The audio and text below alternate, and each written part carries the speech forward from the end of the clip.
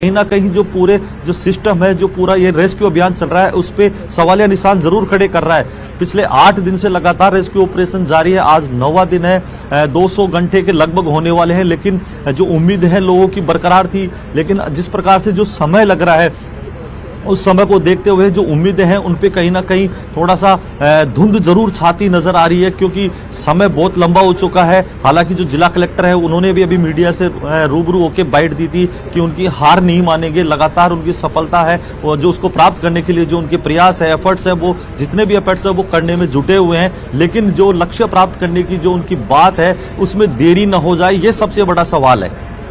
ठीक है, बिल्कुल रेस्क्यू ऑपरेशन में देरी ना हो जाए, लेकिन आज क्या माने कि कुछ हो पाएगा, चेतना तक पहुंच पाएगी टीम?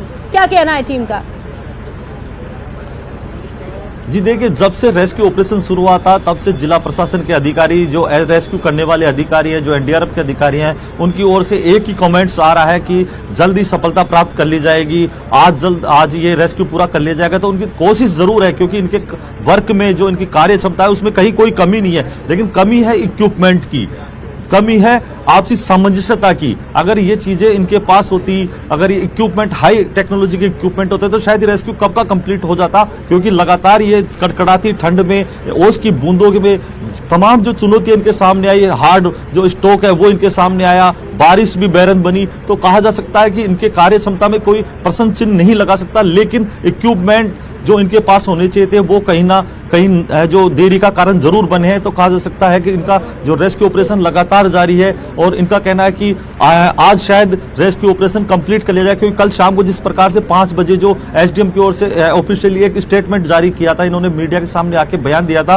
कि 8 फीट की टनल की जो दूरी है, जो टनल बनाया था, जो गड्ढा 170 फीट पैरेलल खोदा गया था बोरवेल के गड्ढे से, वो उसकी दूरी थी 8 फीट की, वो इन्होंने पूरी भी कर ली थी। तो उनका कहना था कि बच्ची को कुछ क्षणों बाद रेस्क्यू कर लिया जाएगा। 1 से 1.5 इंच की जो परत थी, जो चट्टान थी, उसको क्रैक करके उस बच्ची तक पहुंच जाएगा और पहुंचने के बाद उस बच्ची को रेस्क्यू करके हॉस्पिटल ले जाया जाएगा। लेकिन 12 घंटे बाद भी, 12 घंटे से शायद ज्यादा का समय बीत चुका है, वो 1 से 1.5 फीट की चट्टान की जो कटाई होनी थी वो नहीं हो पाई, क्योंकि जो बोर था वो डिसलोकेट हो गया, इस वजह से वो कटाई नहीं हो पाई और रेस्क्यू पूरा नहीं हो पाया। तो संभावना आज जताई जा रही है, क्योंकि अब जो कटाई हो रही है वो नीचे जो 170 फीट की गहराई में जाके टनल बनाया था, 8 फीट की टनल की खुदाई के बाद उसको लोकेट करने के लिए जो चौड़ा काटा जा रहा है, उस जो चौड़ाई के आधार पर उसको काटा जा रहा है, तो कहा जा सकता है कि वो चौड़ाई होने के बाद उसको लोकेट किया जाएगा, बोर मिल जाएगा, ऐसे उनको उम्मीद है बोर मिलने के बाद बच्ची को रेस्क्यू कर लिया जाएगा। जी, लेकिन आपसे ये भी जानना चाहेंगे कि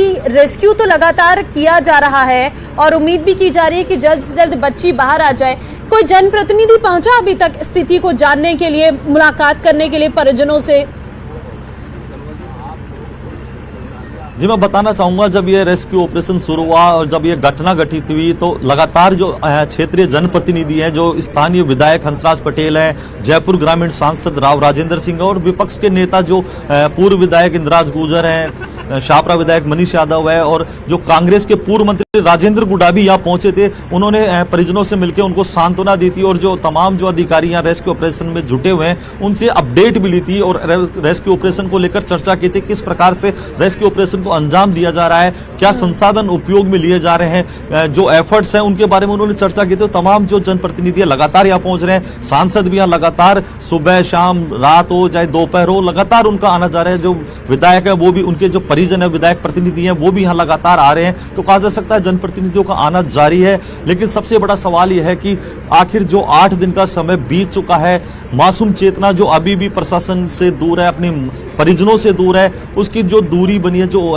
परिजनों का दुख दर्द है वो कैसे कम हो, मासूम चेतना को बाहर कैसे निकाला जाए, ये सबसे बड़ा सवाल है। जनप्रतिनिधि आते हैं, निर्देश देते हैं, चर्चा करते हैं, परिजनों से दुख साझा करते हैं। हीरालाल, एक बार जरा तस्वीरों को दिखा दीजिए, किस तरीके का माहौल है, रेस्क्यू ऑपरेशन किस तरीके से चल रहा है?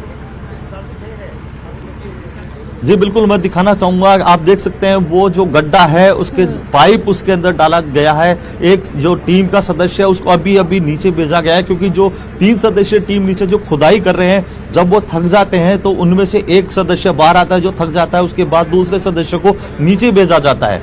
जब वो एफर्ट्स जो कर रहे हैं उस चट्टान को काटने के लिए, जो बोर है उसको लोकेट करने की जो अब उनकी कवायद है वो लगातार जारी है, क्योंकि कल शाम 5 बजे 8 फीट टनल की जो खुदाई कर दी गई थी। आप देख सकते हैं ये जो भारी मशीनरों का यहाँ जो जमावड़ा है, पाइलिंग मशीन, हाइड्रोलिक मशीन, तमाम जो मशीनरी है ये यहाँ लाई गई थी, जिनके जरिए ये रेस्क्यू ऑपरेशन को अंजाम दिया जाना था। आप देख सकते हैं ये जो एनडीआरएफ के जो जवान है वो, क्योंकि सर्दी है, सर्दी का मौसम, कड़कड़ाती ठंड पड़ रही है, ओस अभी तक सूर्य देव उनकी तपिश यहाँ तक नहीं पहुंची है, तो आग जलाकर वो उस तपिश को महसूस करने की कोशिश कर रहे हैं, उस सर्दी को दूर करने की कोशिश करें तो कहा जा सकता है कहीं ना कहीं सर्दी भी एक बहुत बड़ा इनके रेस्क्यू ऑपरेशन में बाधक बन रही है, क्योंकि नीचे जो टेम्परेचर है उसके निकल कर जब बाहर आते हैं तो सर्दी का जो टेम्परेचर है वो कहीं ना कहीं उनके प्रतिकूल ना हो जाए, स्वास्थ्य पर प्रतिकूल प्रभाव न डाले, ये सारी कवायद उनके द्वारा की जा रही है। जी ठीक है, लगातार कोशिशें चल रही हैं और गांव के लोग भी मौजूद होंगे, उनसे कोई बात हो पाई आपकी? जी मैं बताना चाहूंगा, जिस जगह ये रेस्क्यू ऑपरेशन चल रहा है वो एक ढाणी है, इसके आसपास प्रशासन ने रेस्क्यू ऑपरेशन में किसी प्रकार का व्यवधान नहीं पड़े, क्योंकि जब रेस्क्यू ऑपरेशन शुरू हुआ था तो आसपास के गांव के लोग यहां जुट गए थे, उनकी भीड़ लग गई थी, तो कहीं कोई व्यवधान नहीं हो, डिस्टरबेंस नहीं हो, इसको देखते हुए प्रशासन ने गांव के चारों ओर बैरिकेडिंग कर दी। जो बाहरी व्यक्ति है उनको यहां आने से रोक दिया गया है, किसी बाहरी व्यक्ति को अंदर नहीं आने दिया जा रहा है। तो जिस जगह यह रेस्क्यू ऑपरेशन चल रहा है वहां से ग्रामीणों को दूर रखा गया है। हमने पहले बात करने की जरूर कोशिश की थी, लेकिन उसके बाद जब ग्रामीणों को यहां आने से रोक दिया तो ग्रामीणों से हमारा संपर्क नहीं हो पाया, क्योंकि ग्रामीणों को यहां से दूर रोका गया है। ग्रामीण भी अब, जैसे बारिश का भी मौसम था, लगातार जो सर्दी है, ओस है, ठंड जिस तरीके से पड़ रही है, माइनस जो टेम्परेचर है, काफी तापमान नीचे चला गया है, तो कहा जा सकता है कि ग्रामीण भी अब यहां आने से कतरा रहे हैं। तो ऐसे में उनसे बात करना, संपर्क करना है जो थोड़ा नामुमकिन सा है, लेकिन कहीं ना कहीं जो देरी हो रही है तो उसको लेकर ग्रामीणों में जरूर रोष है, क्योंकि 8 दिन का समय बहुत लंबा समय होता है। तो जो उम्मीदें उन्होंने की थी, जो भगवान से जो उनकी, लेकिन अभी तक प्रार्थना उनकी जारी है। उनका कहना यही है कि बच्चे को जैसे भी हो सुरक्षित बाहर निकाल लिया जा सके, ये उनकी ओर से दुआ की जा रही है। ठीक है हीरालाल, बहुत धन्यवाद आपका तमाम जानकारी देने के लिए। बीकानेर से बड़ी खबर आपको देंगे। श्री डूंगरगढ़ में पलटा डंपर, आग लग गई। जोधासर के पास अनियंत्रित होकर डंपर पलटा है। NH 11 पर सेरुणा थाना क्षेत्र में यह हादसा हुआ है। घटना की जानकारी मिलने पर सेरुणा थाना पुलिस मौके पर पहुंची है। नगर पालिका की फायर ब्रिगेड की टीम मौके पर पहुंची है। डंपर जलकर खाक हो गया है, हालांकि इसमें कोई जनहानि नहीं हुई है। तो जोधासर के पास अनियंत्रित होकर पलटा है ये डंपर। NH 11 पर सेरुणा थाना क्षेत्र में ये बड़ा हादसा हुआ है। श्री डूंगरगढ़ में डंपर पलटने से उसमें आग लग गई है। विक्रम हमारे संवाददाता फोन लाइन पे हमारे साथ हैं। विक्रम, जोधासर के पास अनियंत्रित होकर डंपर पलटा है, क्या जानकारी, किस वक्त की घटना? देखिए, अल सुबह जो है एक बड़ा दुर्घटना यहाँ हुई है, और उसमें एक डंपर था जो ग्रेट भरकर श्री डूंगरगढ़ से बीकानेर की तरफ आ रहा था। तो वो रास्ते में जब सेरुणा